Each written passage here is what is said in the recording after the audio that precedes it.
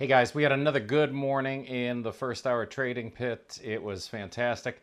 That's our war room. We're there every single morning, and we're looking there for opening gaps. And of course, it has been earnings season, and earnings season is the big one. So what happens is, Mondays there's really nothing to do because there's no earnings announcements overnight. Tuesday, Wednesday, Thursday, Friday, those are the days that we get the big pops. And when you get a heavy schedule like the one that we've had for the past week, it can be difficult to sort through the ideas. So again, I want to reiterate what we talked about today in the war room in the first hour trading pit. Go to what you know.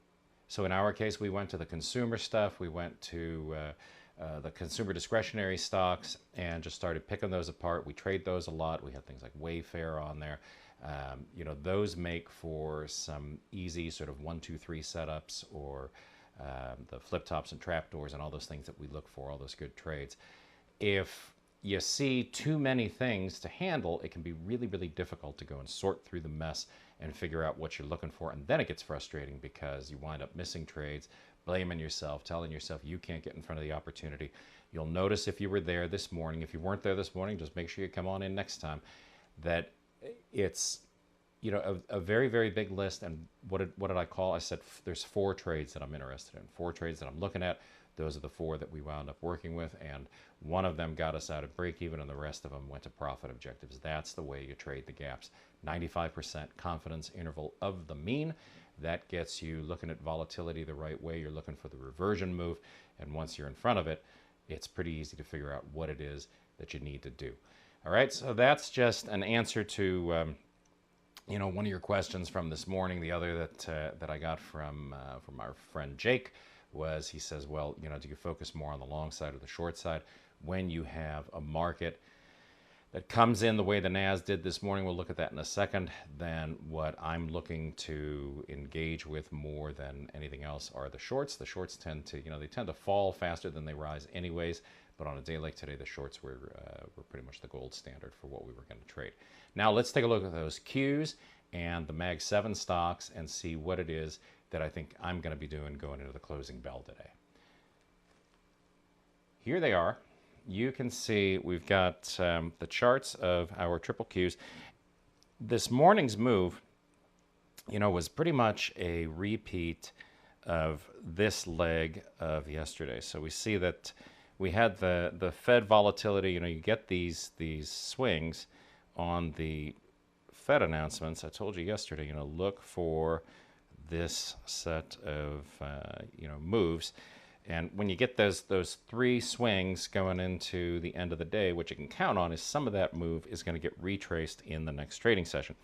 That's what happened this morning. So coming down off of our open, we had a move that got us into yesterday's lows, and then a retracement that got us all the way back up into here, into this 618 move, which lined up very nicely with some volume by price thresholds, with some support and resistance thresholds that we had drawn. Gave us the opportunity to trade the triple Qs and the NQs. So what we did today was we were focused in the war room on the retracements back down into here and the moves higher. And from 423.11 up to 424.10, that's about $1 a range that we were able to capture, and we were able to grab that 3 times. So that was a nice sort of pre-planned way to get in front of the opportunities on those triple Qs and on the NQ. And it also gave us some very geometric trading. Geometric trading, when I say that, is always all about whether or not things are sort of in the box. And when things get in the box, we get some really good opportunities on these Magnificent 7 stocks, as well as on the high flyers of the day. So Apple's coming into earnings. Earnings season on Apple is always, a bunch of you have different strategies for this. Bibbs has always been a big buyer, if you guys know him, of Apple on the day of an earnings announcement. I don't think today is going to be that kind of a strategy, primarily because we're expecting Apple to give us sort of weak earnings, and the guidance that Apple gives in terms of its China strategy, that's going to be what the whole thing hinges on. And that makes it sort of hard to anticipate whether or not we're going to get that post-market pop going into the earnings announcement.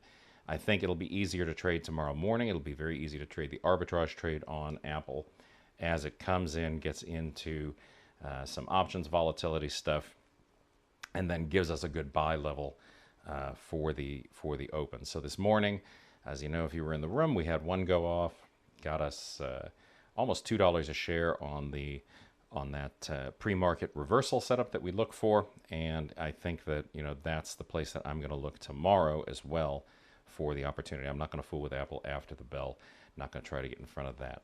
But right now during the session, it's been nicely trading in the box. So we've got this move, as I say, in the box, right, on Apple, and it's been from that 171.63 pivot line up into that 172.02 level. I like that one quite a bit. That was great. Now, we're up into a higher level band, and as you can see here, we had two opportunities there, 172.02 up to 172.45. This is about peeling off small moves. So somebody in the war room the other day was asking about, do you remember the good old days in Apple when there was $2 a travel range, $3 a travel range? That's, that you take what you have in front of you. You trade what is, not what you'd like to see.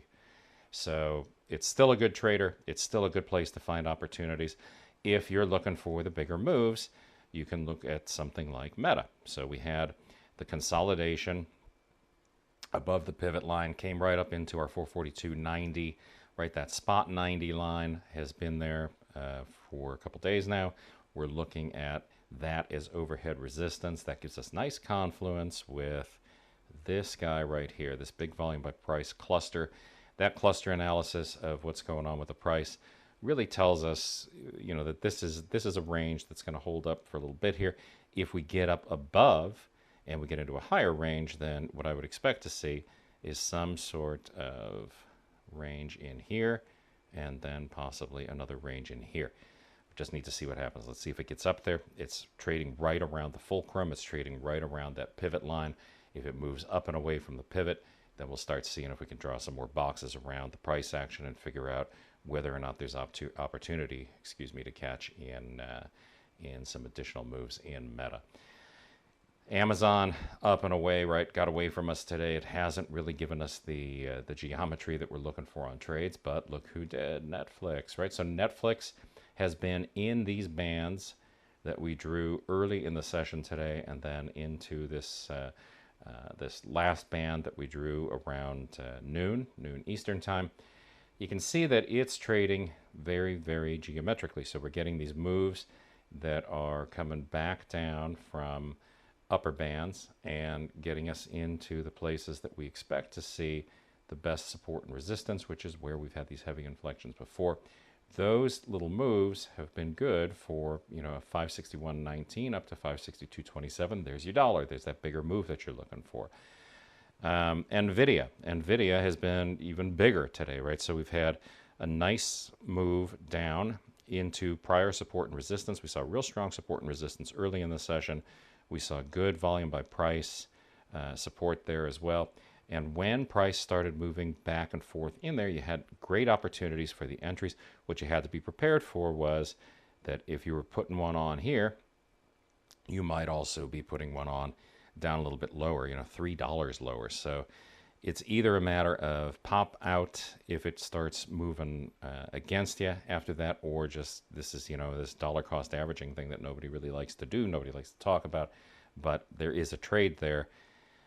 Even, if you exited here, if you didn't exit there, if you were using the lower band as a stop out, if you were using the lower band as the entry that you were waiting for, one way or another, it got you back up into the range. And this has been doing these range trades pretty much over the course of the session, and those have been just really, really solid. And those are bigger moves. Those are the big moves that you guys are talking about.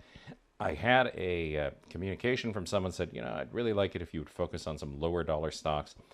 Been picking apart some of the things that get the big moves going. I'm going to say again, I'm not a big fan of trying to trade something that's, $3, $2, 50 cents, $5 even, and trading just a ton of shares of it. So big shares of a small stock versus small shares of a big stock, I tend to err on the side of the small shares of the big stock. Excuse me, had to cough there. So, we just got back from Mammoth, so Kid did a lot of skiing this time. I didn't necessarily ski all that much, but we had a good time, and I'm a little bit hoarse here, I guess, after that trip.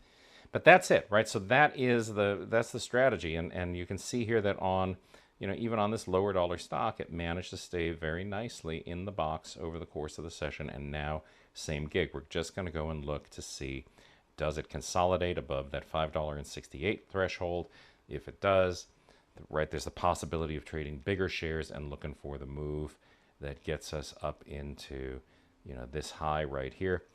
It's not going to be a giant move. It's going to be giant shares, and then when you start peeling out of them, you're just hoping that you get everything filled. As I said, I get it. I get that there's people who prefer that style of trading. It's just not my favorite thing in the world, but there it is. That's what I'd be looking for if we're going to trade today's high flyer.